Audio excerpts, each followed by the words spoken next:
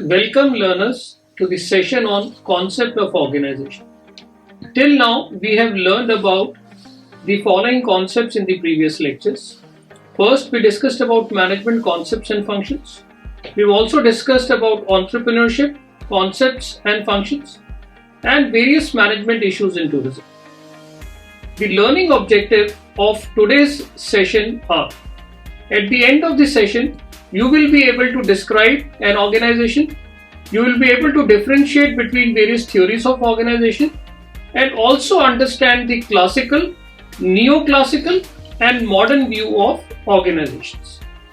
Dear students, as all of you know that various management functions are: number one, planning, organizing, staffing, directing, and controlling. So it is important for us to understand that what is the need of an organization.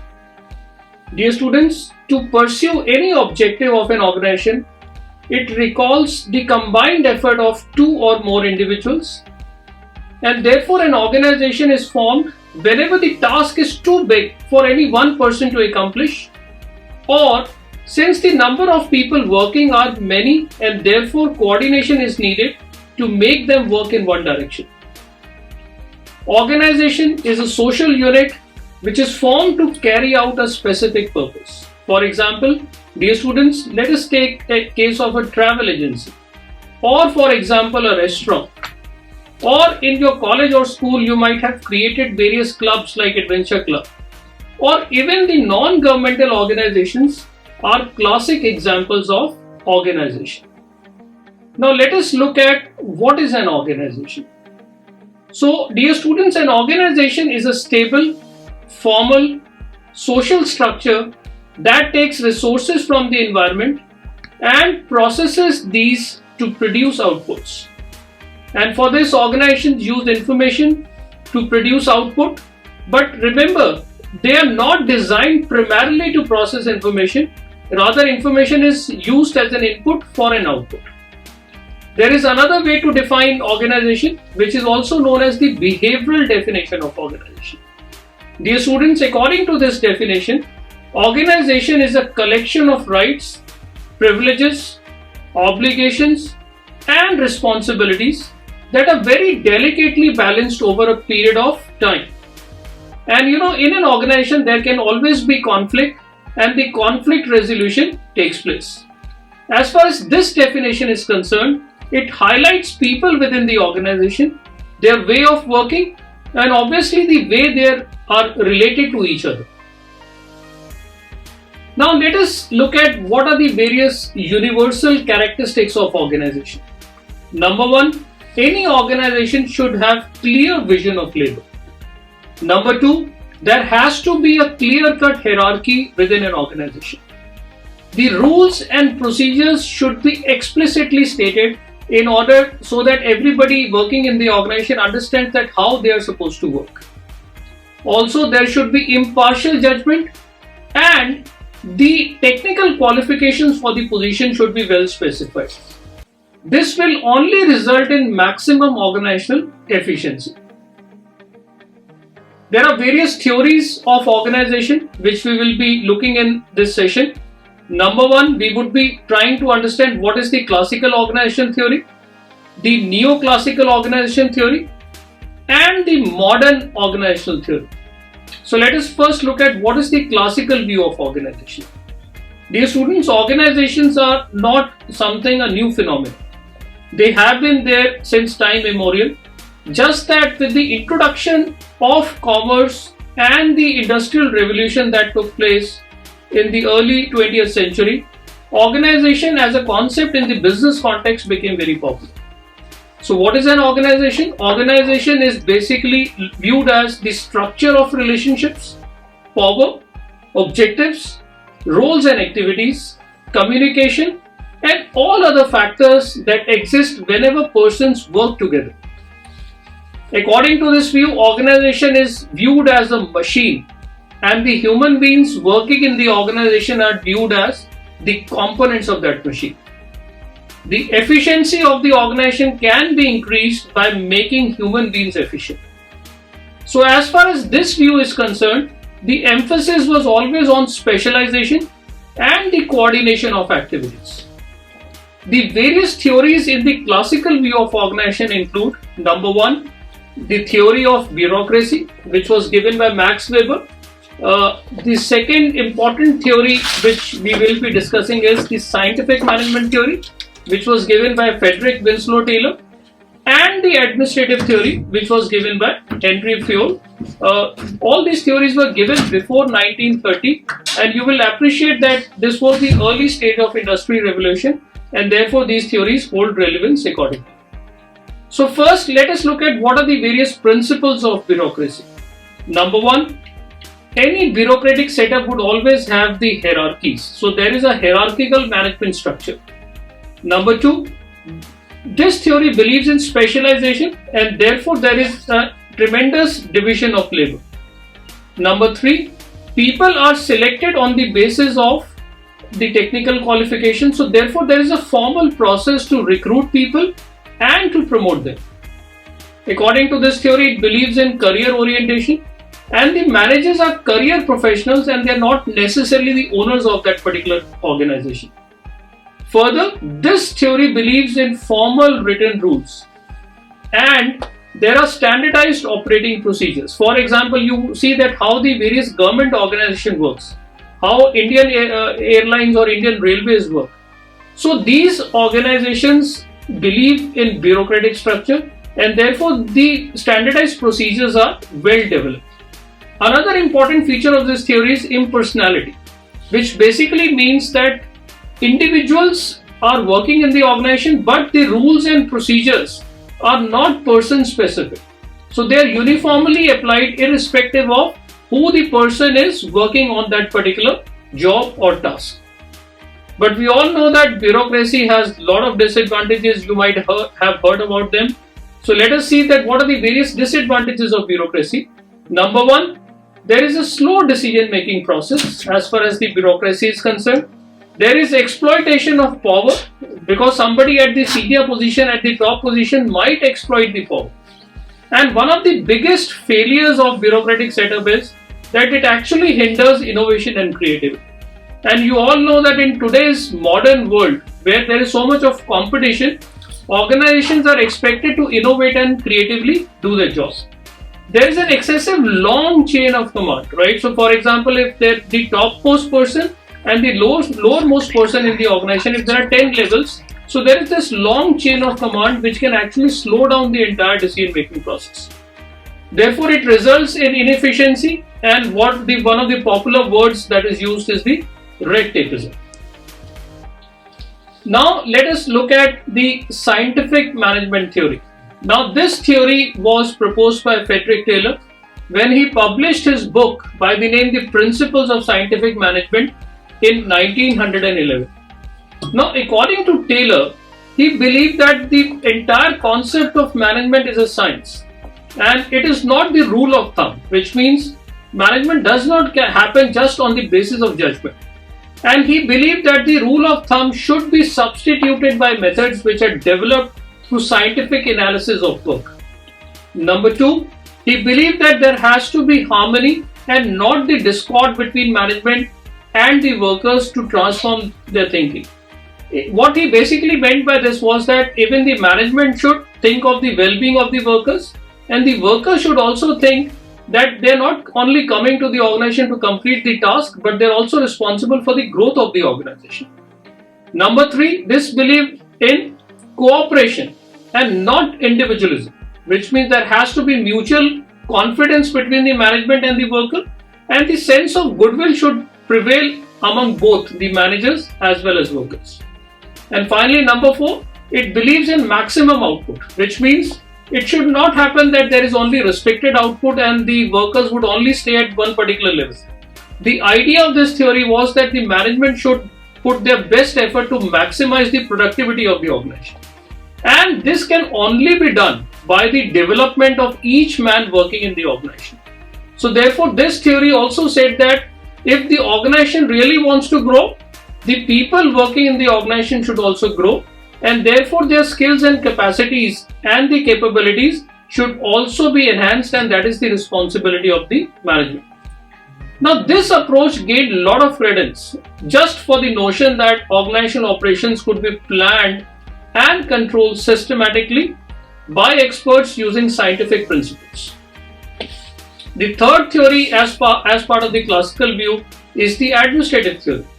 Now, this theory was given by Henry Fayol, who actually believed that more emphasis should be laid on organizational management, and the human and behavioral factors of management are very important as far as the administrative theory is concerned.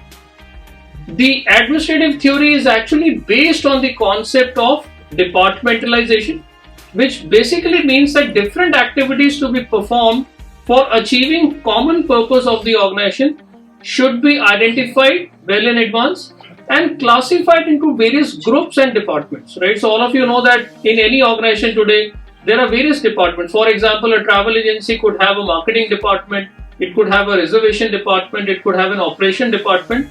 Now, what is the idea of this? The idea was that creating different departments and specializing people can always help to accomplish the task much more effectively. Now, when Henry Fayol proposed this theory, he also gave 14 principles. And for you, it's important to just note down what these principles are. Number one, he said that the work should be divided, which means there should be division of work. Second, most important principle which he gave was authority and responsibility, which basically meant that if you are giving responsibility to any person, he should also have certain authority to take decisions so that the organizational goals are achieved. Number three, he proposed the idea of discipline, which means unless and until there is a discipline within the organization, the effectiveness and the efficiency of organization cannot be achieved. The next principle focused on unity of command, which means that the person should know that from whom he will be getting the directions to work. So unity of command and unity of direction were very important principles as far as the Fayol theory is concerned.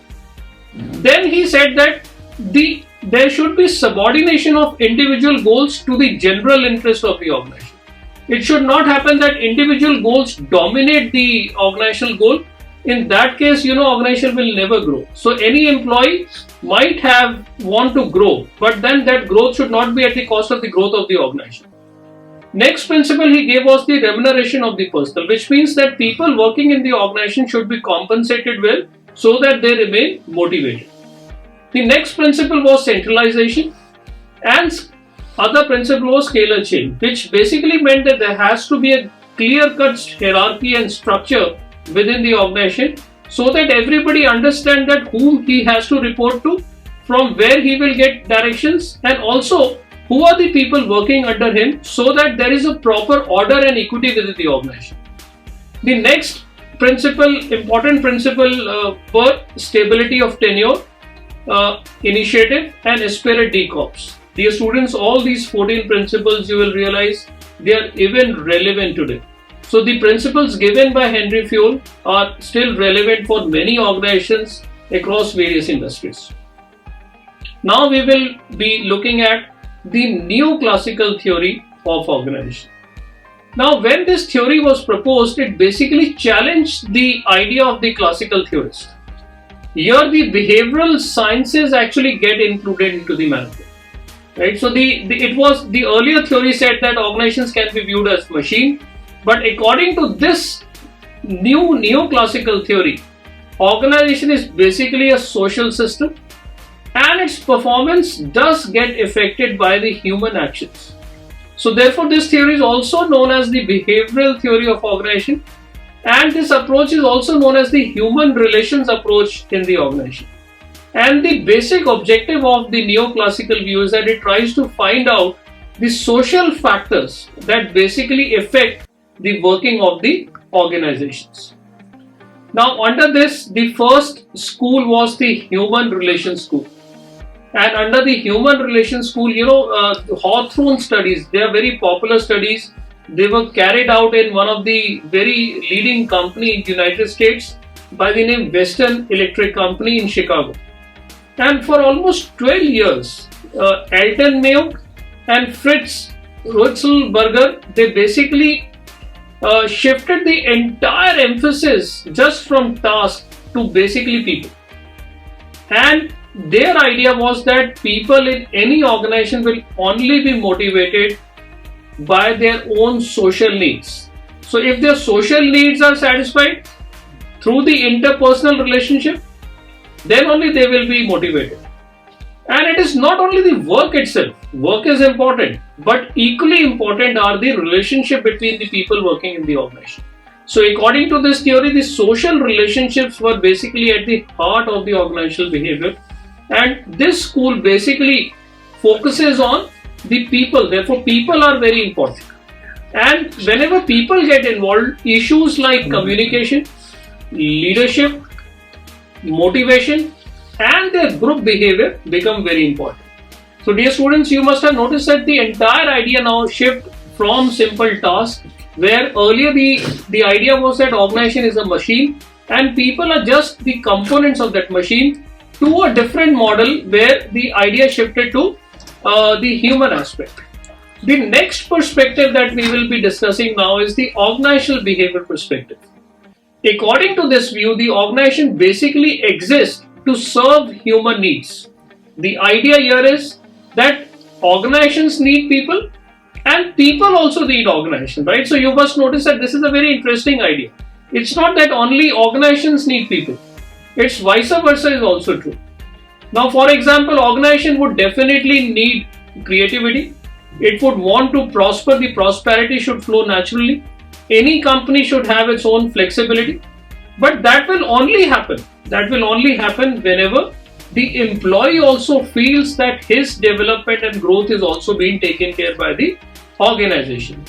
The major contributors, thinkers as far as this view is concerned include Mary Parker Follett, Abraham Maslow. His motivational theory, is one of the very, very important theories. And another leading thinker as far as this view is concerned is the Douglas McGregor. He proposed theory X and theory Y, which you would be learning in other modules. Now let us come to the last view, which is the modern organizational theory. Now after the classical view and the neoclassical view, by at the end of World War II, the entire world actually witnessed transformation as far as the business entity is concerned. So those traditional views, some of the leading thinkers thought that those traditional views might not be applicable to the organization of 50s, 60s and maybe after that. So there were a number of theories actually proposed during this period, and according to this view, the thinkers actually believed that organizations are rational institutions whose primary purpose is to accomplish the established objective, and therefore there has to be the best structure for any organization to achieve that particular view. We would be looking this into the next module, where we will be talking about how structures and strategies are interlinked. The major contributors of the modern school included Tom Burns, G.M. Stocker, where they cited two different interesting views: the mechanistic view of the organization and the organic system of organization. Another thinker, Henry Mintzberg, he created a model of organization wherein he said that 5 interdependent parts are important. 1, the strategic apex, which is the top management, the middle management, the operating core, the technical structure, and the support staff. So which means there has to be coordination between all these 5 components in order to ensure that organization is working effectively. Next, we come on to the organizational economics theory. So this theory actually used the concepts and tools from the field of economics, right? So this was the era when the economies were also growing, and therefore number of economists were trying to actually examine how economies work. So number of management thinkers, what they did, they brought that idea into to understand the internal process and structures of the firm. The various central themes as far as this view included the transactional cost theory, the agency theory, and the price theory. Now we look at the power and politics organizational theory, which is also part of the modern view. According to this view, organizations are considered as complex systems of individuals, and whenever there are individuals and people involved, obviously there would be different coalitions that will exist, And each of these coalitions could have their own individual interest. Their beliefs could be different. Their values, their preference could be different. So for any organization to be effective, it is important to understand the perspective and perceptions of these coalitions, because they are competing for scarce resources, and unless and until that aspect is taken care of, organizations cannot be really very effective. So the major contributors of this view included Rosabeth Moss Cantor, John Cotter, and Henry Mintzberg also contributed to this view. Another theory is the theories of organizational culture and change. Now, as far as this view is concerned, they said that organizational culture is just like the culture of the society, and it comprises of many phenomena which are intangible. Organizations also has values. There are beliefs, there are assumptions, perceptions, behavioral norms, artifacts, and patterns of that behavior. So therefore, this view assumes that it is important that unless and until you understand the culture of the organization, which basically affects a lot of decisions within the organization, you cannot actually really assess the organization. So this also believe that the major decisions within the organization are not necessarily determined only by rational analysis. In fact, it believed that it is predetermined by the patterns of the basic assumption held by the members of the organization. Then the theories of organization and environment is the another theory which was proposed. This included one of the very important theories, which is the system theory. Now this believed that organization can either be viewed as an open system or it can be viewed as a closed system, which was proposed by Daniel Katz and Robert Carr. Now, according to the system theory, it views organizations as a very complex set of dynamically intertwined and interconnected elements, including its inputs, processes, outputs, and feedback loops, and the environment in which it operates and with which it continually interacts, right? So students, you will notice that in this case, it talks about input, process, output, and the feedback loops, which are very critical. Next, we come on to the institutional theory. Now, according to this, it views that organizations' life chances are significantly improved by an organization which demonstrated conformity to the norms and the social expectations of the institutional environment. Now, for example, a travel agency is working in a particular city. Now, there are certain expectations from the municipal corporation, there are certain expectations from the taxation department, there are certain expectations from the environmentalist. So, any organization which actually meets the expectations of all the stakeholders, that organization will only survive. Next, we come on to the resource dependence theory. Now, according to this theory, it stresses that organization exchange resources with the environment as a condition for survival. This theory actually believes that organization not only consumes resources but also contributes to the resources, and therefore there has to be a balance between the resources as well as the organization. So dear students, in this session, we have been discussing about various issues. Number one, we described what an organization is. We also discussed various theories of organization, which included the classical view, the neoclassical view, and the modern view. And the understanding of all these views will really give you insights about what is the need of the organization, what is the importance of the organization, and how can one actually view organization in order to ensure that the purpose and goals for which the organization has been created are achieved in totality. Thank you.